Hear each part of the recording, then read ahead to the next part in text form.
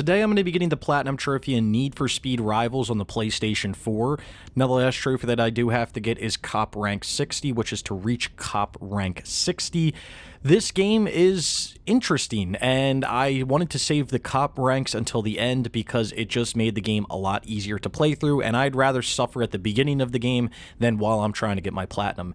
If you guys do go on to enjoy this video, be sure to leave a like, let me know your thoughts on the game down in the comments below, and consider subscribing and hitting that bell notification to stay up to date on all my new trophy content.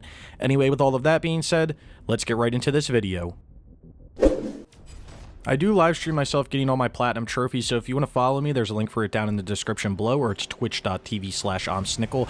So why do I say that this game is interesting? So I actually did this on the PlayStation 3 about a year ago, and if you guys aren't aware, the servers for this game did shut down, so I was just trying to finish it up because I just wanted to get it done.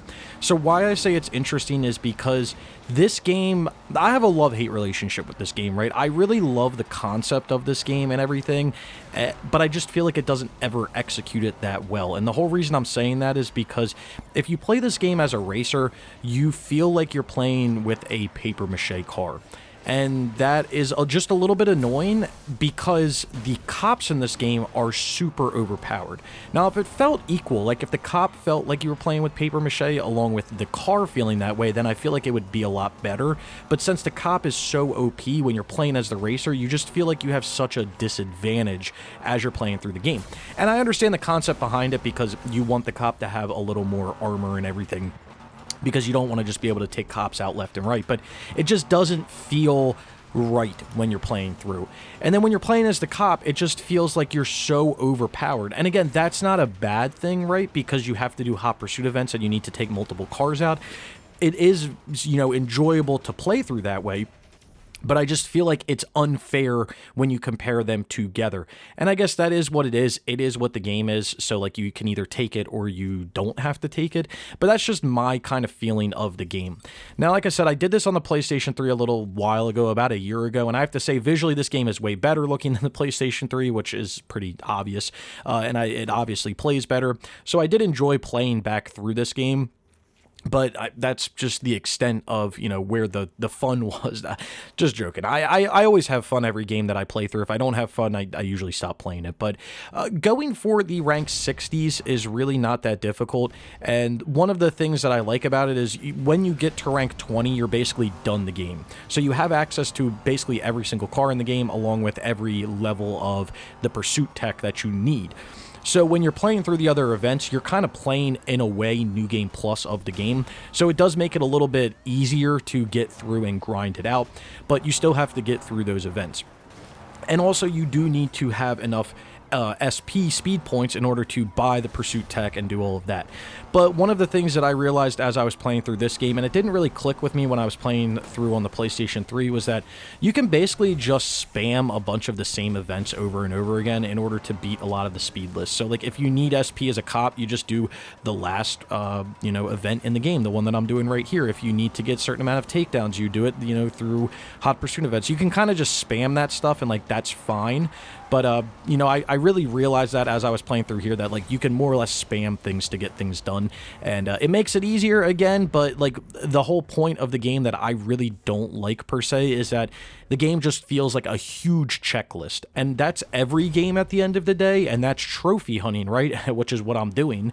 But it just, for some reason, it just doesn't sit right for me in this game. I don't know why. I can't, like... I'd have to sit down and really think about it, but just, you know, in my insides, I just have this weird feeling where I'm like, it just doesn't feel right. Like, I wish that I felt like I had progression, and that's one of the things that this game honestly struggles with, is just feeling like you have progression, because it starts you off with crazy-ass cars, and then you end with crazy-ass cars. There's no, like, you know, sense of progression in order to get faster cars or hyper cars or this or that, but, you know, that is what it is. But I digress. Getting back into the trophies real quick, there's nothing super difficult about the game. All the stuff you're going to unlock through natural progression. As long as you reach rank 60 with both the racer and the cop, you're going to end up getting the platinum trophy, because you're going to get every single other random trophy that the game has to offer, other than maybe the 500,000 SP. But I do have trophy guides for that over on Trophy Hunters Gaming, so if you're struggling with any of that stuff, you can watch that to kind of help you through. But everything else in the game, you'll just get as you're naturally playing through the game. So just get your level 60 with both your racer and your cop, and you'll end up getting your platinum trophy. So here we go. That was the last thing that we had to do on my speed list. My webcam is covering up what I had to do. There was like 3 or 4 items over there. So I don't know exactly what I was going for. I don't know if I was going for SP there or if I was going for certain events, but all we got to do is we got to go back to the command post now.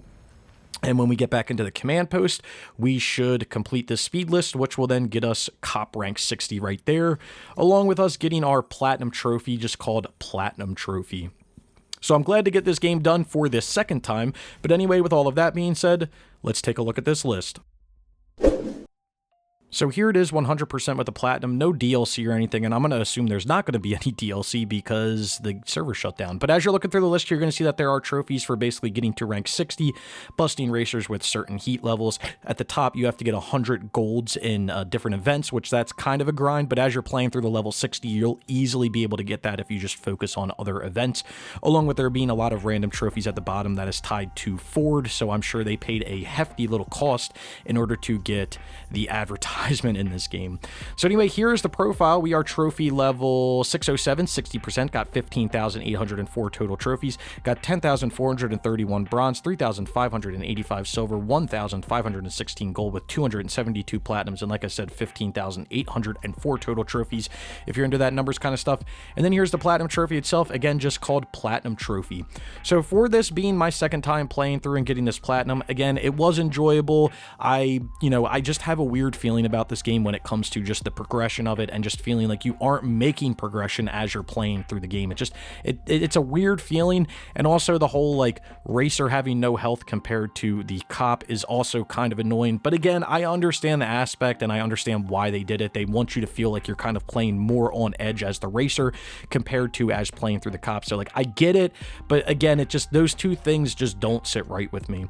And again, as I stated in the beginning of the video and as we were going through the list, the servers for this game did go down, so if you weren't able to get the few multiplayer trophies, which were extremely easy to get, you unfortunately won't be able to get this platinum. But if you did get those, you can still get the platinum because the game is 100% playable offline, which is good. I want modern games to keep doing that because they really should. So anyway, let's talk about some numbers here. So if I had to rate this trophy list out of 10 when it comes to a difficulty, it's kind of hard, right? Because it's not super difficult, but it's also not super easy because of the racer. Like if you didn't have the racer side, I would say this is a lot easier than it is. But I'm going to rate this like a 4 out of 10 because I still think it's below average when it comes to the difficulty.